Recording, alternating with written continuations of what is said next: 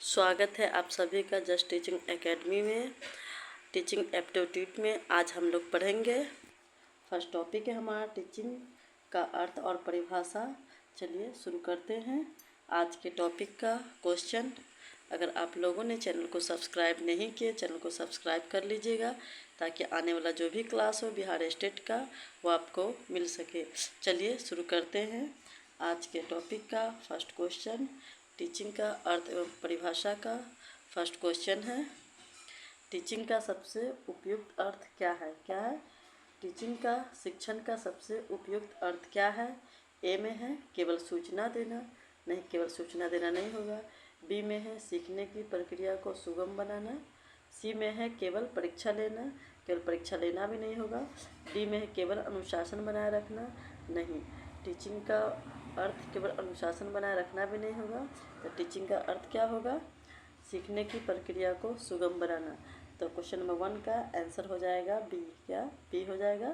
सीखने की प्रक्रिया को सुगम बनाना। चलते हैं अब हम लोग नेक्स्ट क्वेश्चन की तरफ। नेक्स्ट क्वेश्चन क्या है आप लोग देख सकते हैं, नीचे में फर्स्ट क्वेश्चन का आंसर भी है। चलिए अब हम देखते हैं नेक्स्ट क्वेश्चन। नेक्स्ट क्वेश्चन है क्वेश्चन नंबर 2 में है शिक्षण का प्रमुख उद्देश्य क्या है? क्या पूछा गया? शिक्षण का प्रमुख उद्देश्य क्या है? ए में है केवल पाठ याद कराना, नहीं प्रमुख उद्देश्य केवल पाठ याद कराना नहीं होगा। बी में है विद्यार्थियों में वांछित ज्ञान कौशल एवं व्यवहार विकसित करना। सी में है केवल गृह कर देना, नहीं केवल गृह कर देना भी नहीं होगा। डी में है केवल परीक्षा की तैयारी कराना, तो ये भी नहीं होगा। हमारा आंसर क्या हो जाएगा? क्वेश्चन नंबर 2 का आंसर हो जाएगा शिक्षण का प्रमुख उद्देश्य होता है विद्यार्थियों में वांछित ज्ञान कौशल एवं व्यवहार विकसित करना। तो क्वेश्चन नंबर 2 का आंसर हो जाएगा बी। चलते हैं अब हम लोग नेक्स्ट क्वेश्चन की तरफ। नेक्स्ट क्वेश्चन क्या है? नेक्स्ट क्वेश्चन है, नीचे में आप लोग आंसर मिलाते रहिएगा, नीचे में सबका आंसर दिया गया है। नेक्स्ट क्वेश्चन है हमारा क्वेश्चन नंबर 3 में है शिक्षण को सामान्यतः किस प्रकार की प्रक्रिया माना जाता है? क्या है? शिक्षण को सामान्यतः किस प्रकार की प्रक्रिया माना जाता है? ए में है एक तरफा, नहीं एक तरफा भी नहीं होगा। बी में है द्विपक्षीय या अंतःक्रियात्मक। सी में है केवल प्रशासनिक, नहीं केवल प्रशासनिक भी नहीं होगा। और डी में है केवल मूल्यांकनात्मक, ये भी नहीं होगा। तो हमारा आंसर क्या हो जाएगा? शिक्षण को सामान्यतः किस प्रकार की प्रक्रिया माना जाता है? तो मानता है द्विपक्षीय अंतःक्रिया। क्या हमारा आंसर होगा? क्वेश्चन नंबर 3 का आंसर हो जाएगा बी, द्विपक्षीय प्रक्रिया। चलते हैं अब हम लोग नेक्स्ट क्वेश्चन की तरफ। नेक्स्ट क्वेश्चन क्या है? नेक्स्ट क्वेश्चन है हमारा आधुनिक शिक्षण में शिक्षक की प्रमुख भूमिका क्या है? क्या पूछा गया है? आधुनिक शिक्षण में शिक्षक की प्रमुख भूमिका क्या है? ए में है नियंत्रक, नहीं नियंत्रक भी नहीं होगा। बी में है केवल व्याख्याता भी नहीं होगा। सी में है फैसिलेटर या सुविधादाता। डी में है केवल परीक्षक, तो ये भी नहीं होगा। हमारा आंसर क्या हो जाएगा?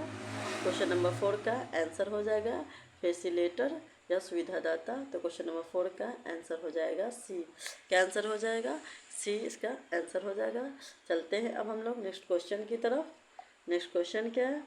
नेक्स्ट क्वेश्चन है बाल केंद्रित शिक्षण में मुख्य केंद्र कौन होता है? क्या पूछा गया है? बाल केंद्रित शिक्षण में मुख्य केंद्र कौन होता है? शिक्षण में मुख्य केंद्र कौन होता है? ए में है शिक्षक, नहीं शिक्षक नहीं होगा। बी में है पाठ्यपुस्तक भी नहीं होगा।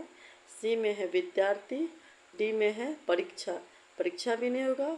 तो बाल केंद्रित शिक्षण में मुख्य केंद्र होता है विद्यार्थियों का। तो क्वेश्चन नंबर 5 का आंसर हो जाएगा सी। क्या सी इसका आंसर हो जाएगा? चलते हैं अब हम लोग नेक्स्ट क्वेश्चन की तरफ। नेक्स्ट क्वेश्चन क्या है? नेक्स्ट क्वेश्चन है प्रभावी शिक्षण का सबसे महत्वपूर्ण संकेत क्या है? क्या है नेक्स्ट क्वेश्चन? प्रभावी शिक्षण का सबसे महत्वपूर्ण संकेत क्या है? ए में है शिक्षक का अधिक बोलना, नहीं ये भी नहीं होगा। प्रभावी शिक्षण का सबसे महत्वपूर्ण संकेत। बी में है विद्यार्थियों का अपेक्षित अधिगम प्राप्त करना। सी में है अधिक गृह कर देना, ये भी नहीं होगा। और डी में है कक्षा में पूर्ण शांति, ये भी नहीं होगा। तो आंसर क्या हो जाएगा? 6 का आंसर हो जाएगा बी, विद्यार्थियों का अपेक्षित अधिगम प्राप्त करना प्रभावी शिक्षण का सबसे महत्वपूर्ण संकेत होता है। चलते हैं अब हम लोग नेक्स्ट क्वेश्चन की तरफ। नेक्स्ट क्वेश्चन में क्या है? नेक्स्ट क्वेश्चन में है शिक्षण और अधिगम के बीच सही संबंध कौन सा है? क्या पूछा गया? शिक्षण और अधिगम के बीच सही संबंध कौन सा है? शिक्षण और अधिगम का सही संबंध बताना है। ए में है दोनों पूरी तरह अलग है, और बी में है शिक्षण अधिगम को सुगम बनाता है, सी में है अधिगम केवल परीक्षा के समय होता है, और डी में है शिक्षण का अधिगम से कोई संबंध नहीं है। तो क्वेश्चन नंबर 7 का ये भी नहीं होगा आंसर, ये भी नहीं होगा, सी भी डी भी नहीं होगा। आंसर क्या हो जाएगा? आंसर हो जाएगा शिक्षण और अधिगम के बीच सही संबंध होता है, शिक्षण अधिगम को सुगम बनाता है। तो क्वेश्चन नंबर 7 का आंसर हो जाएगा बी। क्या इसका आंसर हो जाएगा? बी इसका आंसर हो जाएगा। चलते हैं अब हम लोग नेक्स्ट क्वेश्चन की तरफ। नेक्स्ट क्वेश्चन क्या है? नेक्स्ट क्वेश्चन है एक प्रभावी शिक्षक को शिक्षण शुरू करने से पहले किस बात का ध्यान रखना चाहिए? क्या है? एक प्रभावी शिक्षक को शिक्षण शुरू करने से पहले किस बात का ध्यान रखना चाहिए? ए में है केवल पाठ्यपुस्तक के पृष्ठों का, नहीं ये नहीं होगा। बी में है विद्यार्थियों के पूर्व ज्ञान और आवश्यकताओं का, सी में है केवल परीक्षा तिथि का, ये भी नहीं होगा। डी में है केवल गृह कार्य का, ये भी नहीं होगा। तो आंसर हो जाएगा एक प्रभावी शिक्षक को शिक्षण शुरू करने से पहले विद्यार्थियों के पूर्व ज्ञान एवं आवश्यकताओं का ध्यान रखना चाहिए। तो क्वेश्चन नंबर 8 का आंसर हो जाएगा बी। क्या आंसर हो जाएगा? बी इसका आंसर हो जाएगा। चलिए अब हम चलते हैं नेक्स्ट क्वेश्चन की तरफ। नेक्स्ट क्वेश्चन में क्या है? नेक्स्ट क्वेश्चन में है निम्न में से कौन सा शिक्षण का उद्देश्य है? क्या पूछा गया है? निम्न में से कौन सा शिक्षण का उद्देश्य है? ए में है केवल रटने की आदत डालना, नहीं ये भी नहीं होगा शिक्षण का उद्देश्य। बी में है चिंतन एवं समस्या समाधान क्षमता विकसित करना, सी में है केवल अनुशासन बनाए रखना, तो ये भी नहीं होगा केवल अनुशासन बनाए रखना। डी में है केवल अंक बढ़ाना, ये भी नहीं होगा। तो शिक्षण का उद्देश्य होता है चिंतन एवं समस्या समाधान क्षमता विकसित करना। तो क्वेश्चन नंबर 9 का आंसर हो जाएगा बी। क्या इसका आंसर हो जाएगा? बी इसका आंसर हो जाएगा। चलते हैं अब हम लोग नेक्स्ट क्वेश्चन की तरफ। नेक्स्ट क्वेश्चन क्या है? नेक्स्ट क्वेश्चन में है शिक्षण की प्रक्रिया में विद्यार्थियों की सक्रिय सहभागिता क्यों महत्वपूर्ण है? क्या पूछा गया है? शिक्षण की प्रक्रिया में विद्यार्थियों की सक्रिय सहभागिता क्यों महत्वपूर्ण है? ए में है इससे शिक्षक का काम कम होता है, नहीं ये भी आंसर नहीं होगा। बी में इससे प्रभावी अधिगम को बढ़ावा मिलता है, सी में है इससे परीक्षा आसान हो जाती है, नहीं ये भी आंसर नहीं होगा। डी में है इससे गृहकार्य समाप्त हो जाती है, तो ये भी आंसर नहीं होगा। आंसर क्या हो जाएगा? आंसर हो जाएगा हमारा बी। 10 का आंसर होगा बी। इससे प्रभावी अधिगम को बढ़ावा मिलता है, शिक्षण की प्रक्रिया में विद्यार्थियों की सक्रिय सहभागिता होता है। चलिए अब चलते हैं नेक्स्ट क्वेश्चन की तरफ। नेक्स्ट क्वेश्चन में है अच्छा शिक्षण किस पर अधिक केंद्रित होता है? क्या पूछा गया है?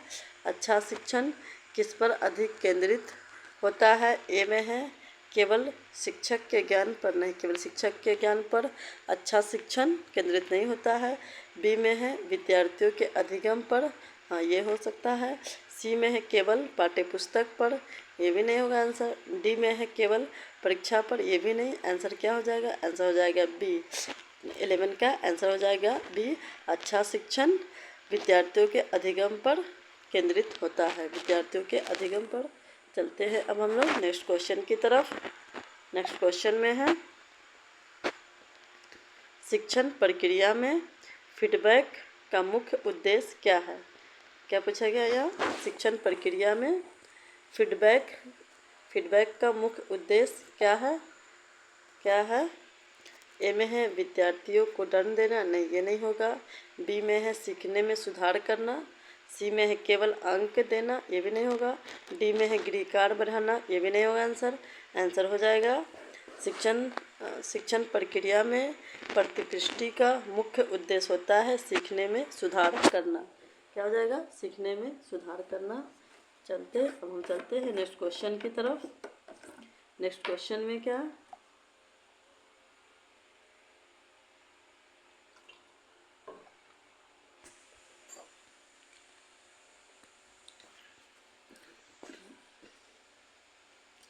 क्वेश्चन नंबर 13 में है, निम्न में से कौन सा प्रभावी शिक्षण की विशेषता है? क्या पूछा गया? निम्न में से कौन सा प्रभावी शिक्षण की विशेषता है? ए में है सभी विद्यार्थियों को बिल्कुल समान तरीके से पढ़ाना। नहीं, ये नहीं होगा आंसर। बी में है विद्यार्थियों की व्यक्तिगत विभिन्नता का ध्यान रखना। सी में है केवल व्याख्यान देना। नहीं, ये भी नहीं आंसर हो जाएगा। डी में है प्रश्न पूछने से रोकना। ये भी नहीं होगा।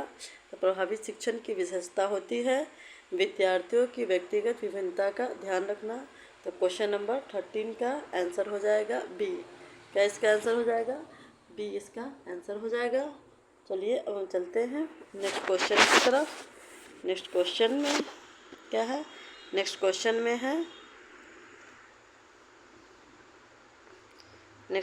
में है शिक्षण को प्रभावी बनाने में प्रश्न पूछने की कला क्या महत्व है? क्या पूछा गया है? शिक्षण को प्रभावी बनाने में प्रश्न पूछने की कला क्या महत्व है? ए में है केवल समय बिताना। नहीं, ये भी नहीं होगा। बी में है विद्यार्थियों की सोच एवं समझ को विकसित करना। सी में है केवल अनुशासन बनाए रखना। तो ये भी नहीं होगा आंसर। डी में है केवल परीक्षा लेना। ये भी नहीं आंसर हो जाएगा हमारा। क्या? 14 का आंसर हो जाएगा बी, विद्यार्थियों की सोच एवं समझ को विकसित करना प्रश्न पूछने की कला का महत्व होता है। चलिए हम चलते हैं नेक्स्ट क्वेश्चन की तरफ। नेक्स्ट क्वेश्चन में है शिक्षण प्रक्रिया में शिक्षक और विद्यार्थियों के बीच क्या होना चाहिए? क्या पूछा गया है? शिक्षण को पूछा गया है 15 में, क्वेश्चन नंबर 15 में है शिक्षण प्रक्रिया में शिक्षक और विद्यार्थियों के बीच क्या होना आवश्यक है? क्या पूछा गया? शिक्षण प्रक्रिया में शिक्षक और विद्यार्थियों के बीच क्या होना आवश्यक है? ए में है केवल प्रतियोगिता। नहीं, ये भी नहीं होगा। बी में है प्रभावी अंतःक्रिया। सी में है दूरी भी नहीं होगा। डी में है केवल शिक्षक का नियंत्रक। ये भी नहीं होगा। तो क्वेश्चन नंबर 15 का आंसर हो जाएगा क्या? बी प्रभावी अंतःक्रिया शिक्षक और स्टूडेंट के बीच होना चाहिए। तो क्वेश्चन नंबर 15 का आंसर हो जाएगा, क्या हो जाएगा आंसर इसका? जाएगा बी। चलिए हम चलते हैं नेक्स्ट क्वेश्चन की तरफ। नेक्स्ट क्वेश्चन क्या है? नेक्स्ट क्वेश्चन है निम्न में से कौन सा कथन शिक्षण के बारे में सही है? क्या है? निम्न में से कौन सा कथन शिक्षण के बारे में सही है? ए में है शिक्षण केवल सूचना हस्तांतरण है। बी में है शिक्षण का उद्देश्य सीखने को सुगम बनाता है। और सी में है शिक्षण केवल परीक्षा तक सीमित है। नहीं, ये भी नहीं होगा आंसर। डी में है शिक्षण में विद्यार्थियों की कोई भूमिका नहीं होती है। ये भी नहीं होगा क्योंकि विद्यार्थियों की भूमिका होती है। तो क्वेश्चन नंबर 16 का आंसर हो जाएगा बी, शिक्षण का उद्देश्य सीखने को सुगम बनाता है। चलिए अब चलते हैं क्वेश्चन नंबर 17 की तरफ। 17 में क्या है? क्वेश्चन नंबर 17 में है एक शिक्षक द्वारा विद्यार्थियों को स्वयं खोजकर सीखने के अवसर देना किस प्रकार के शिक्षण को दर्शाता है? क्या पूछा गया? एक शिक्षक द्वारा विद्यार्थियों को स्वयं खोजकर सीखने के अवसर देना किस प्रकार के शिक्षण को दर्शाता है? ए में है लर्नर सेंटर टीचिंग। क्या है? Learner centre teaching. बी में है केवल लेक्चर मेथड। नहीं, ये नहीं होगा। सी में है दंडात्मक शिक्षण। ये भी नहीं होगा आंसर। और डी में है निष्कर्षीय शिक्षण। ये भी नहीं होगा। आंसर हो जाएगा लर्नर सेंटर टीचिंग। तो क्वेश्चन नंबर 17 का आंसर हो जाएगा ए। क्या इसका आंसर हो जाएगा? ए इसका आंसर हो जाएगा। एक शिक्षक द्वारा विद्यार्थियों को स्वयं खोजकर सीखने के अवसर देना लर्नर सेंटर टीचिंग शिक्षण को दर्शाता है। चलते हैं अब हम लोग नेक्स्ट क्वेश्चन की तरफ। नेक्स्ट क्वेश्चन में है शिक्षण की सफलता का मूल्यांकन मुख्यतः किस आधार पर किया जाना चाहिए। क्या पूछा गया है, शिक्षण की सफलता का मूल्यांकन मुख्यतः किस आधार पर किया जाना चाहिए। ए में है शिक्षक ने कितने पृष्ठ पढ़ाया, नहीं ये नहीं होगा आंसर। बी में है विद्यार्थियों ने कितना और किस प्रकार सीखा। और सी में है शिक्षक ने कितनी देर पढ़ाया, नहीं ये भी नहीं होगा। शिक्षक कितनी देर पढ़ाएगा उससे क्या मतलब है। डी में है विद्यार्थियों ने कितनी कॉपियाँ लिखी, नहीं ये भी नहीं होगा। विद्यार्थियों को कॉपी लिखने से क्या है मतलब, ये भी नहीं होगा। शिक्षण की सफलता का मूल्यांकन होता है विद्यार्थियों ने कितना और किस प्रकार सीखा। तो क्वेश्चन नंबर 18 का आंसर हो जाएगा बी। क्या आंसर हो जाएगा, बी इसका आंसर हो जाएगा। चलिए हम चलते हैं नेक्स्ट क्वेश्चन की तरफ। नेक्स्ट क्वेश्चन में है शिक्षण में विद्यार्थियों की रुचि बनाए रखने के लिए शिक्षक को क्या करना चाहिए। क्या पूछा गया, शिक्षण में विद्यार्थियों की रुचि बनाए रखने के लिए शिक्षक को क्या करना चाहिए। ए में है केवल लगातार व्याख्यान देना चाहिए, नहीं व्याख्यान से बच्चे थोड़ी ना सीख पाएगा। बी में है उपयुक्त गतिविधि और शिक्षण विधियाँ का प्रयोग करना चाहिए। सी में है केवल गृहकार देना। और डी में है प्रश्न पूछने से रोकना, ये भी नहीं आंसर हो जाएगा हमारा। उपयुक्त गतिविधियाँ और शिक्षण विधियों का उपयोग करना शिक्षण में विद्यार्थियों की रुचि बनाए रखता है। चलिए अब चलते हैं नेक्स्ट क्वेश्चन की तरफ। नेक्स्ट क्वेश्चन में है निम्न में से कौन सा कथन अच्छे शिक्षण को सबसे अच्छी तरह व्यक्त करता है। क्या पूछा गया है, निम्न में से कौन सा कथन अच्छे शिक्षण को सबसे अच्छी तरह व्यक्त करता है। ए में है शिक्षक बोलते रहे और विद्यार्थी सुनते रहे, नहीं ये नहीं होगा अच्छे शिक्षण में।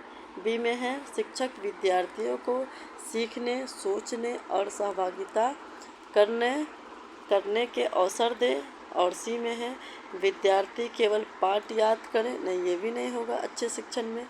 डी में है शिक्षक केवल परीक्षा पर ध्यान दे, नहीं ये भी नहीं होगा आंसर। आंसर हो जाएगा बी, शिक्षक विद्यार्थियों को सीखने, सोचने और सहभागिता करने के अवसर दे अच्छे शिक्षण की अच्छी तरह व्यक्त होता है। अच्छे शिक्षण में अच्छी तरह व्यक्त होता है। तो क्वेश्चन नंबर 20 का आंसर हो जाएगा बी। आप लोग नीचे इसका आंसर देख सकते हैं, 20 का आंसर नीचे में है। इस तरह हम लोगों ने 20 क्वेश्चन को सॉल्व किया है। फिर हम मिलते हैं नेक्स्ट क्लास में नेक्स्ट टॉपिक के साथ। जब तक आप रिवीजन करते रहिए, पढ़ते रहिए। चैनल को सब्सक्राइब नहीं किए हैं, चैनल को सब्सक्राइब कर लीजिए और वीडियो को लाइक कीजिए।